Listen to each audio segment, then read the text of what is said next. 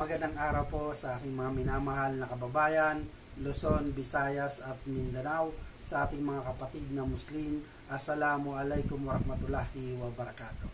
Welcome to my vlog. Narito na naman po tayong muli upang sumagot sa inyong mga katanungan.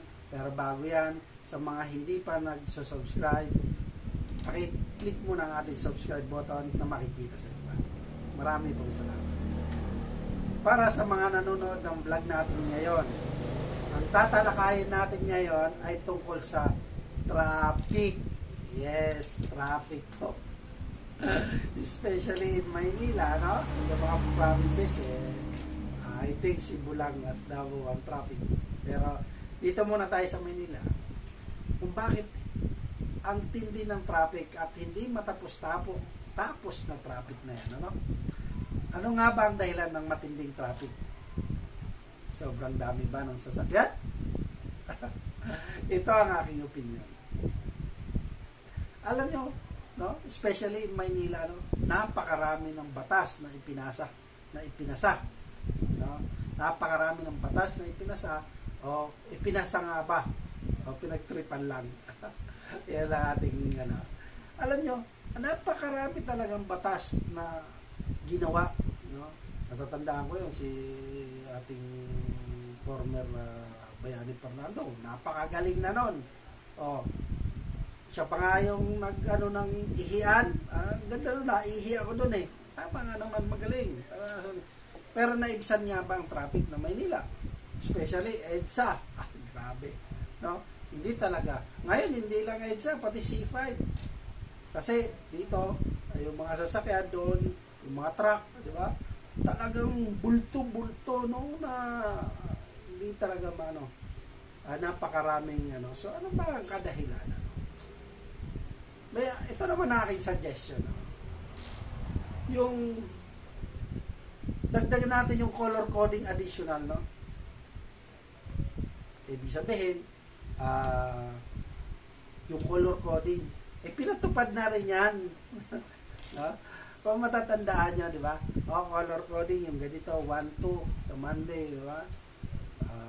Pinatupad na yan hindi rin nila maibsan. Ewan ko ba kung bakit grabe, no? Pero alam nyo, siguro magbuting gawin, bukod sa color coding na yan, no? Yung number coding na yan, no? Bakit hindi na lang kaya natin ipatupad talaga yung color coding? Palagay nyo. Kasi hindi pa nasusubukan yan. Like example, Monday. No? Monday, color coding, lahat ng pula. Simula alas 6 ng umaga hanggang alas 6 ng gabi. Di po ba? Ngayon, para mas lalong gumanda at gumaan, may color coding tayo or kumunti, yung mga sasakyan dyan sa lansangan. Diba may color coding tayo ng umaga, 6 to 6. Bakit? Hindi natin doblehin. Meron din color coding sa gabi. Color coding hindi yung number coding kasi hindi na yung number coding hindi na wala rin nangyari, no? Yung color coding siguro maaari, no? Tingnan nyo maigi, especially sa mga dyan sa mga namumuno ng traffic, Ito lang, suggestion lang naman, Alam ba, pula, color coding, alas 6 ng umaga hanggang alas 6 ng gabi. Monday. Diba? Sa gabi, yung mga black naman. Diba? Lahat ng kulay na black, hindi ka pwede bumahay ng alas 6 ng gabi hanggang alas 6 ng umaga. Di po ba? Ngayon, Martes. Di ba?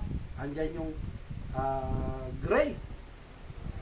Sa gabi, yung mga silver. Di ba? Hanggang pag-aralan natin kung ilan ang kulay ng sasakyan na yan sa loob ng isang linggo. Palagay ko, luluwag talaga yan. Luluwag yan. Kasi mas marami ang color kaysa sa number coding. Di po ba?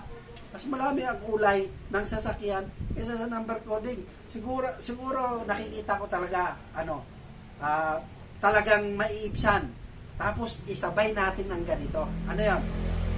Yung change working hours, individuals, para hindi sabay-sabay yung rush hour.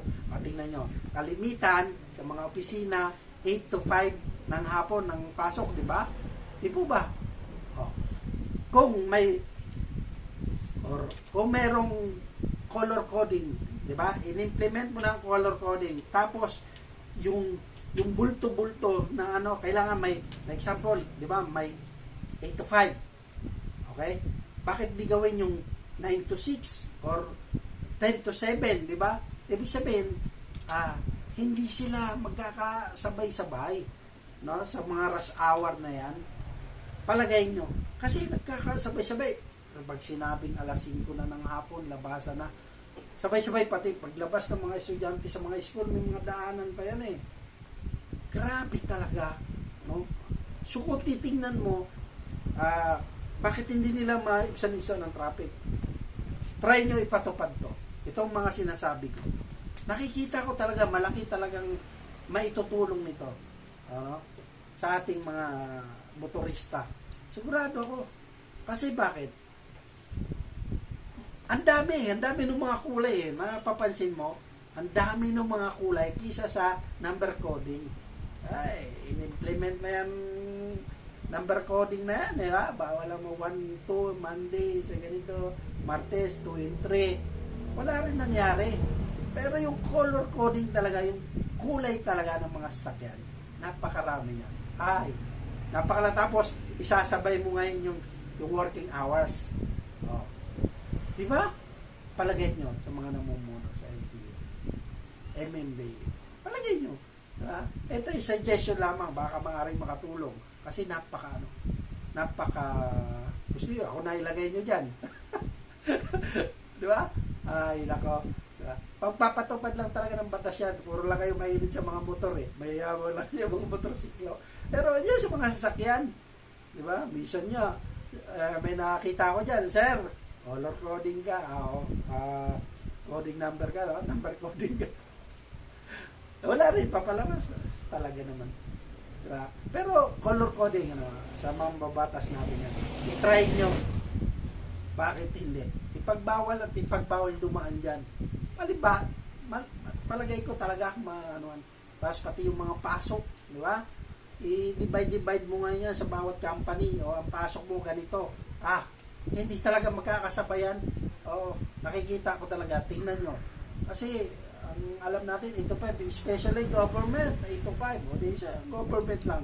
Ngayon yung mga another work na nagpapatrabaho dyan, mga negosyante dyan, ikausapin nyo, di ba? O ganito lang ang magiging pasok nyo. Palagay nyo. Makakatulong, malaking tulong yan. Padigurado yan, yung color coding na yan. Yan lang kasi ang hindi pa naipapa sa batas. Subukan nyo yan. Lahat ng kulay, bawal sa ganito. 6 to 6, dalawa, pati sa gabi. Dalawain mo pati sa gabi. No? Ibang sa gabi, ibang sa araw. Sigurado yan. Magkakaroon tayo ng malaki talaga, malaki. Wala kang magagawa. Coding ka eh, bawal ka. Maliban ko sa mga emergency, mayroon ka naman ipapakita, dalay sa ospital, di ba? Yung mga emergency, meron naman yan eh. Palagay nyo, ano sa palagay nyo? Mga kamotorista at sa mga namumuno dyan, subukan nyo. Gusto nyo, ako nasubukan nyo dyan. Pero malaman natin. Di ba siya nagmamagaling, pero suggestion po yan. Try nyo yan. Para nakikita ko maganda. Ano? So, yun lang ang suggestion. So, para sa may mga katanungan dyan, ano? Para sa may mga katanungan dyan, pag-comment lang po kayo sa ibaba, ano? Para masagot yan sa abot ng aking makakaya. So, hanggang dito na lang po muna. Hanggang sa muli, Robert Caballero agad. Tandaan, pag may tanong, sagot agad. Marami pong salamat. Color coding, hindi number coding.